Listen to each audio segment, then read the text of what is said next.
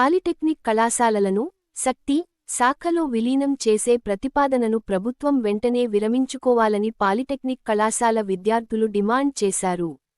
గురువారం వనపర్తి జిల్లా పాలిటెక్నిక్ కళాశాల నుంచి ర్యాలీగా వచ్చి ఎమ్మెల్యే క్యాంపు కార్యాలయం ముందర రాస్తారోకోను నిర్వహించారు. అనంతరం ఎమ్మెల్యేకు మెగా రెడ్డికి వినతి పత్రం అందజేశారు.